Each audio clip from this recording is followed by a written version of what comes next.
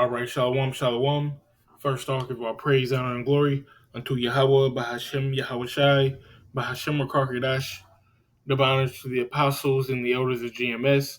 Salutes and honors to the elect, all the brothers across the four corners who are enduring in truth and sincerity, the men, the women, and the children who follow. So I got another lesson coming back at you. I found this I found this article, should I say, today. Uh, Bear with me. Here we go. Found this article today and another article, and it put me into the mind of a video I watched, I believe, yesterday with one of the brothers. So I'm going to play the first part of his video, and I'm going to filter it with these articles that I got as well. So I'll just read this first article. It says Putin says he won't renew the grains deal until the West meets his demands. The West says it has. So your kind of discrepancy there. But all in all, it's going in about the food. Okay. So Lord's word is going to be edifying. And this is from the brother Saints of Jersey too. Go ahead and subscribe to his page. And let's get it started. We live?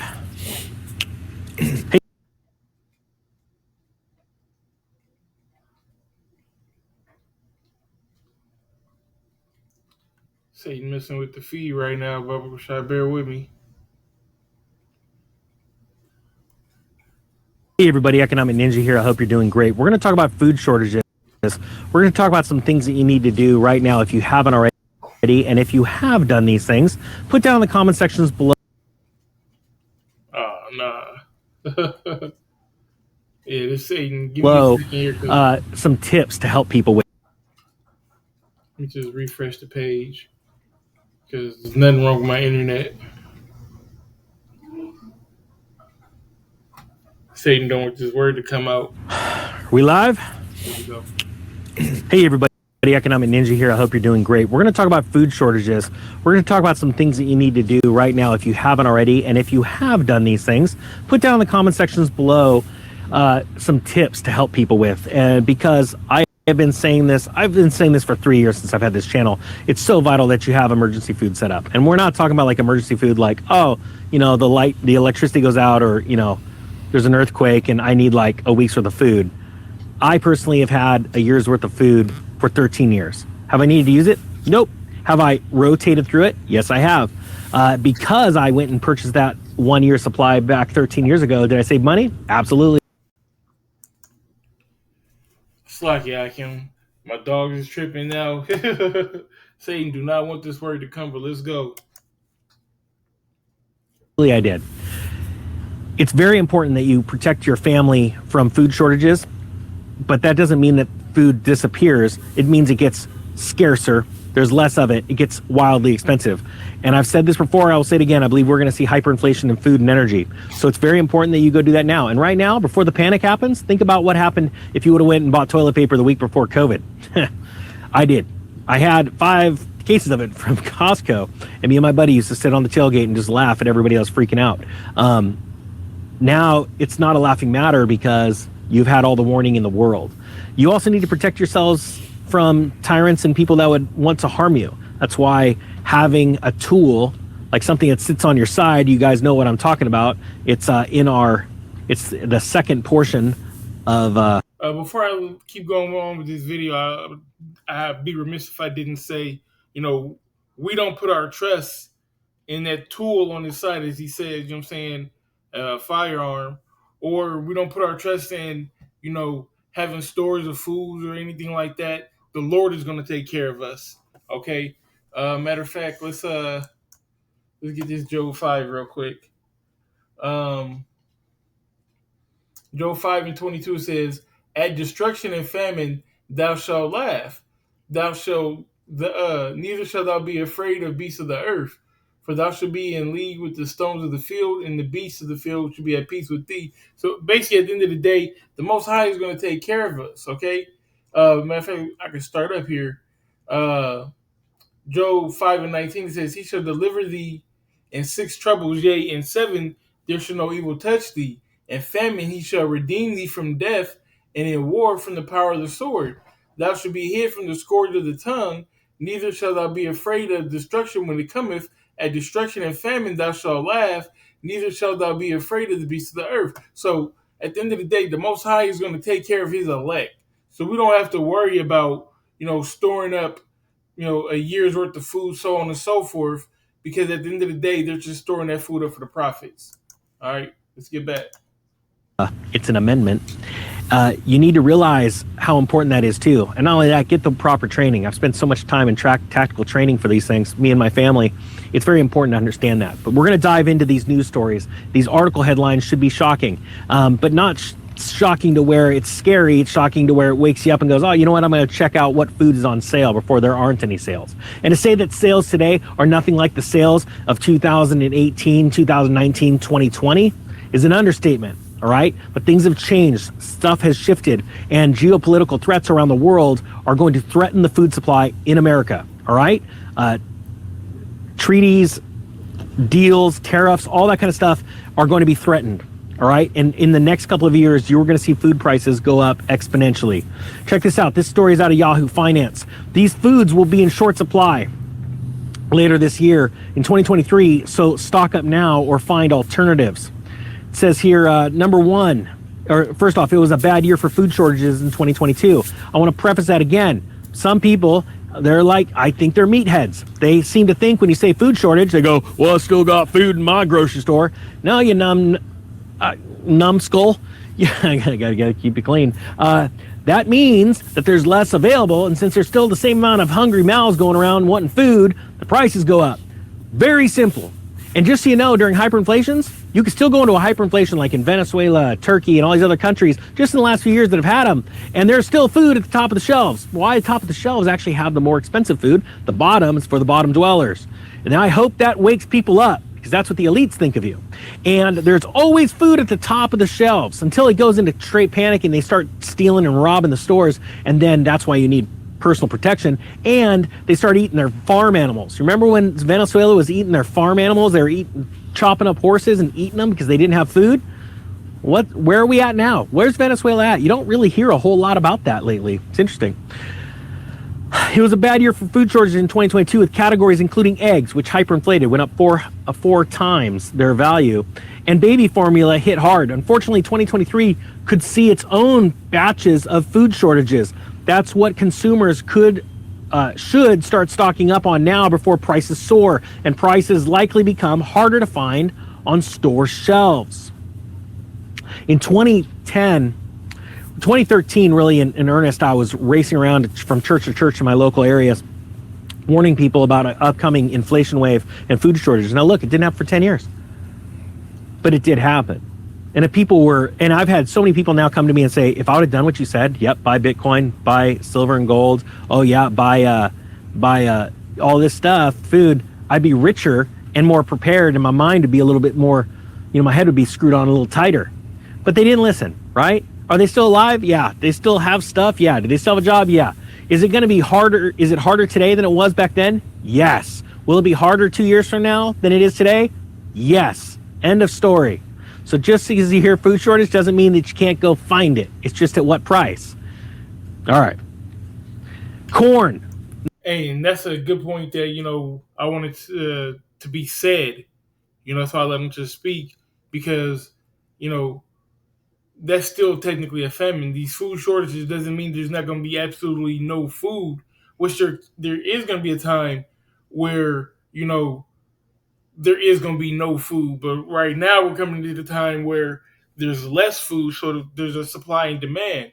When the supply is low, the demand goes up. So it means the price goes up. All right, when the demand is low and the supply is high, okay, and the market is flooded, overrun with it, there's an abundance of it and you don't need as much, then the value of it goes down. Number one, corn. Historically, Ukraine has been one of the world's leading providers of corn, but that's all changed since Russia's invasion, which has no end in sight. As such, we will be seeing less corn. This is a pretty major issue since corn is an ingredient so many other American products, including chips, salad dressings, and even soda. Number two, bread. A bread A bread, flour, and wheat shortage are likely on the horizon, largely because of the ongoing war in Ukraine. Russia and Ukraine account for close to 20% of the world's cereal grain production. Look, I'm going to tell you something right now. This is how the world works. Even if that was all a lie, and Ukraine doesn't provide that much of it, right? Just the fact of that going out in the news waves, the algorithms trade up the futures of corn and wheat. All right? It makes it more expensive. Matter of fact, it's so much easier for a bank, and they've been caught with this before. JP Morgan caught hoarding, buying up warehouses and hoarding commodities like that. In the past, they've been fined for that kind of stuff, and they made a ton of money because they hoard it and they wait for this price wave to go up, and then they sell it into the market, and they sell it in a way that it doesn't go down in price. Okay? So I don't care if you think these stories are true or false. I think most of the crap in Ukraine's made up anyway. But I'm telling you right now, it doesn't matter what you think. The fact is, the elites want you hungry and they want you scared. Why? Because when you're hungry and scared, you're going to do anything they want because they're going to... Right. And that's the point. That is the point right there. Doesn't matter if we believe it or not, whether it's true or not. That's the narrative that's being said. All right. And just to go into what he was saying, all right, just to dive a little bit further, going back into the article, Putin says that he won't renew the grain deal, okay, until the West meets his demands. All right, so let's get into it. It says Russia President Vladimir Putin said Monday that a landmark deal allowing Ukraine to export grain safely through the Black Sea amid the war won't be restored until the West meets Moscow's demands on its own agricultural exports. Ukraine and its Western allies have dismissed the Kremlin's demands as a ploy to advance its own interests. All right, so they don't believe them. They think that they got an ulterior motive. All right, still, Putin remarks dash hopes that his talks with Turkish President Recep Tayyip Erdogan could revive an agreement seen as vital for the global food supply, especially in Africa, the Middle East, and Asia. It says Russia refused to extend the deal in July, complaining that a parallel agreement promising to remove obstacles to Russian exports of food and fertilizer hadn't been honored. So it's like you're not doing, the way business is done is you scratch my back and I'll scratch yours. Okay?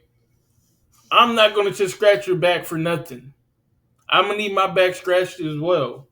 And that's what Putin is saying. All right, he says, and said restrictions on shipping and insurance hampered its agricultural trade, and it has shipped record amounts of wheat since last year. All right, he says Putin reiterated those complaints Monday, while also telling reporters that if those comments were honored, Russia could return to the deal within days, right? But we know that this is all setting up the Third World War. All right, so it's deeper than just some agricultural differences. All right, Erdogan also expressed hope that a breakthrough could come soon. He said Turkey and the UN, which both brokered the original deal, had put together a new package of proposals to unblock the issue. So really, that's all we really need with this. At the end of the day, this deal is holding up food to be shipped around the world for people to eat, for their livestock to eat. Okay, it mentioned fertilizer.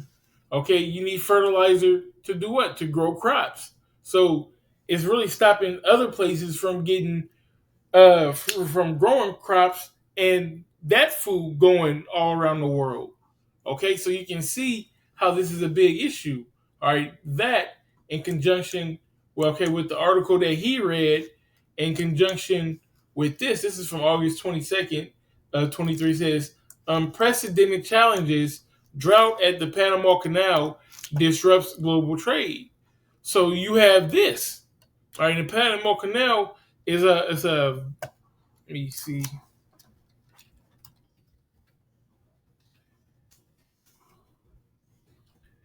It's a very crucial trade route. Okay, so here's a picture of it, just so that people can have a visual. But let's get it on the map.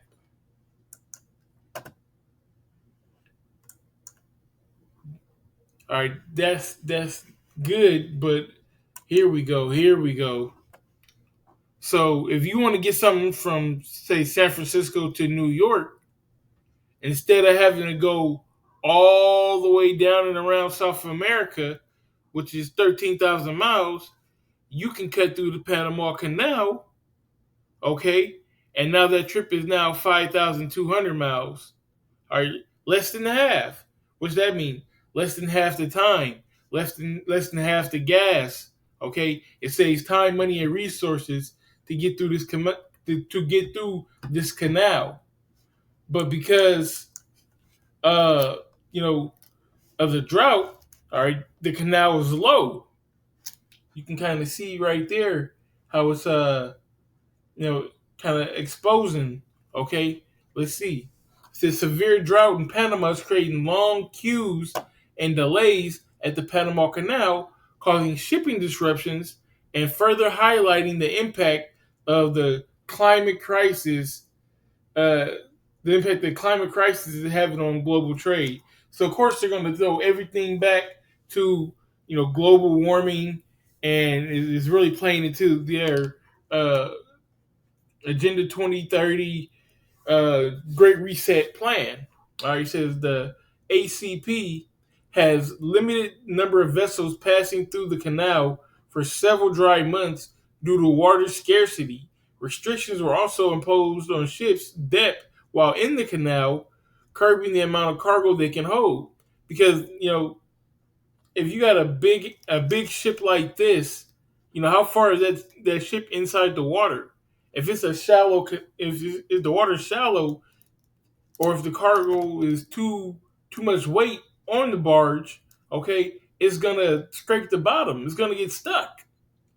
And what happens if you get stuck right here? Nothing else is coming through. Okay, so they have to be careful.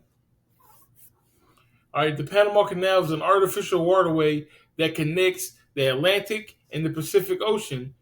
It says has been major thoroughfare for international trade for over 100 years. Today, the canal connects nearly 2,000 ports in 170 countries, according to the ACP. The top origin and destination of countries are the United States, China, Japan. In 2022, over 14,000 transits were completed through the canal by ships carrying more than 291 million long tons of cargo. All right, I believe you would time that by two to get the actual weight, but let's just be thorough.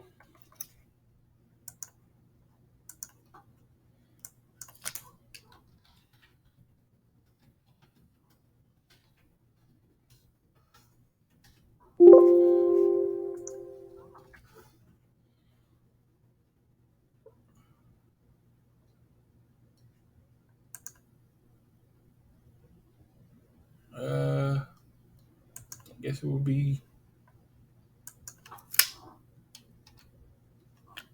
okay. So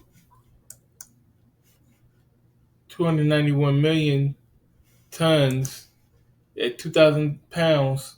So 291, 3, 1, 2, 3. That's a lot of pounds. All right. One, two. Bear with me. I just want to get this number right. Fuck. All right. 1, 2, 3. All right. That's a million.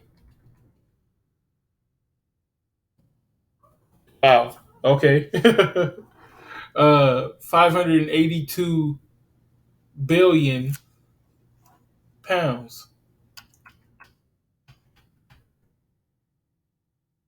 Yeah, that's the thousand place. It's 100,000. It's like it. Oh, I'm sorry. Bear with me.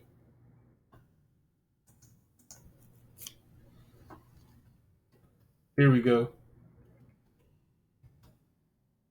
Make it easier for everybody, right? Yeah, that's 582 billion. Yeah, 582 billion. That's a lot of food. All right, that's a lot of resources that are having to be, coming around this time that are having to be queued. They're having to be slowed, so to speak. Like when you call uh, a business, say you call your phone company, okay, and then they say, well, an operator is coming. There's a 5 minute wait. You're probably third, fourth, fifth, sixth, seventh in queue. All right, that's what a queue is if you're not understanding the language. Okay, so if you're, it's basically a line. Let's just get the etymology.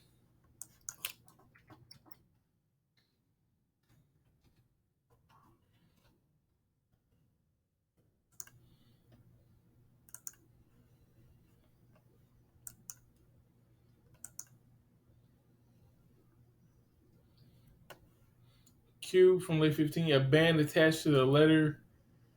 A tail. All right, to stand in line, to stand or to join a line. There we go. A queue.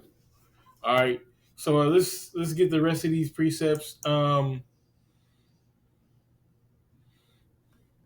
Ezekiel 4:14. It says this one I want.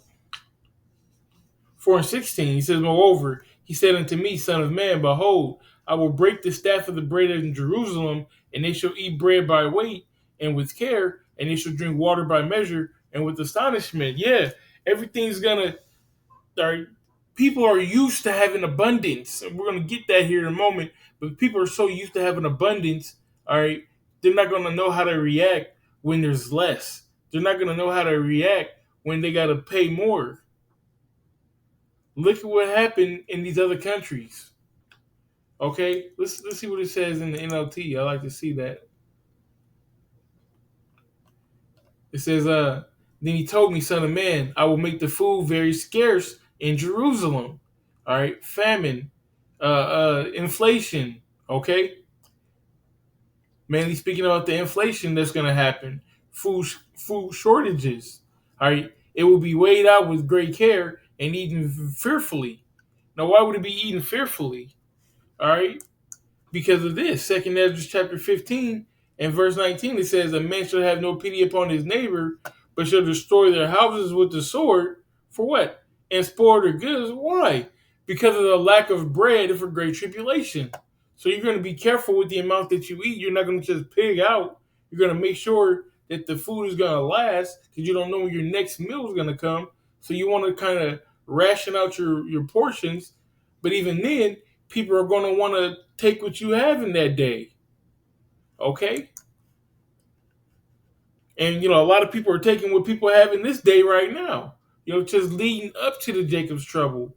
Or you hear about the robberies going on. You hear about uh, how the police can't protect the people of Los Angeles. They say don't even come out here because we can't protect you. All right, he says the water will be rationed out drop by drop, and people will drink it with dismay. Okay, lacking food and water, people will look at one another in terror, and they will waste away under their punishment. So these are the times that we're coming in, and we just need to be prepared mentally and spiritually as the hopeful elect to know that these times are coming. But to go back to what I said at Job in Job, all right, the Lord is going to take care of His own. Okay, so if you are, in the bosom of the Lord, you know He's going to deliver you in these troubles, all right, and no evil is going to be able to touch you. Okay, let's get this. This is Sirach 11:25. It says, "In the day of prosperity, there's the forgetfulness of affliction, and in the day of affliction, there's no more remembrance of prosperity." Right. So Americans have it so good right now. Living high off the hog. They say people don't believe that there's going to be a day of trouble. All right. They always see America as America, as that golden city. All right, they don't know about the Jacob's trouble, but how much more responsibility does this have for us? All right, because these scriptures need to be filtered through us first. So, Slakia, how about us? In our mindsets. All right, because the scripture still says that in the day of prosperity, there's the forgetfulness of affliction. We have to remember that affliction. All right, while you have it, while you're in that day of prosperity, or while you're actually in that affliction, right? It says in the day of affliction, there's no more remembrance of prosperity, because when you're down, you know you might remember what it was like to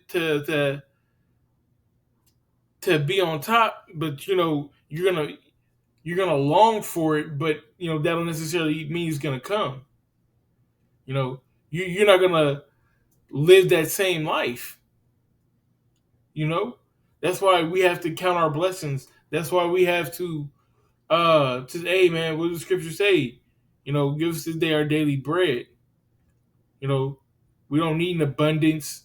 We don't need more than I could want or need or have. As long as we're fulfilled on the daily, the Lord's gonna take care of us. That's grace enough.